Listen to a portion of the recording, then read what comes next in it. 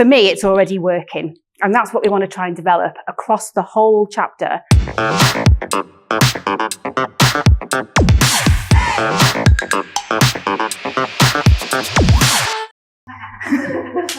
you're new to BNI or you're quite new into the room and you've not done networking before, what actually is a power team? So Darren has spoke about wanting to give referrals. You will naturally find when you join a networking group that there are people in the room that you have a synergy with.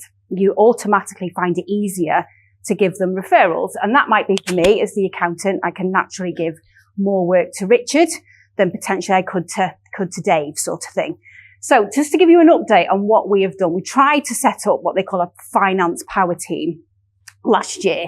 It's meeting once a month after work, 5 o'clock at the Doubletree. Didn't quite take off. And I think that was mainly because it's after work and everybody's got busy lives.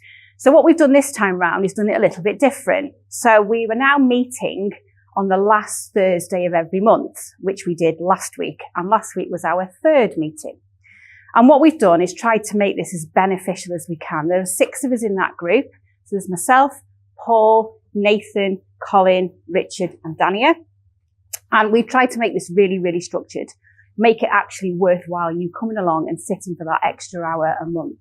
So how it's worked at the moment, we're on our 3rd meeting. The first meeting was just to literally say, what are we going to do and how are we going to do it? How are we going to make this work between the 6 of us? And what we've done is we've actually set a structure. Rather than put the onus on one person to run it and lead it, and that becomes an extra responsibility for somebody, we've shared out those roles. So we've actually got a rota system. That rota system is in relation to a chair, someone who's going to take notes, 2 people who can sit and relax, and 2 people who are then going to step up and actually talk to the 6 of us about what they've been doing over the previous months and the types of clients that we've been working with. And in our sort of power team, it's very difficult sometimes to actually name clients from a confidentiality point of view, but we've talked about the types of people we've worked with.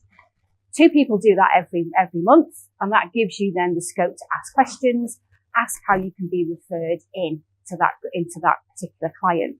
That's already worked for me. Paul did the first presentation 2 months ago. He spoke about a referral he'd had from, I think it was you, Darren. Someone who he was doing landlord insurance for. It turned out she needed an accountant. It turns out it's far more than that. She doesn't just have her own property that she rents out. She's got 2 limited companies with 2 separate properties in. And I've managed to speak to her and I'm quoting her, and hopefully that will come off for me.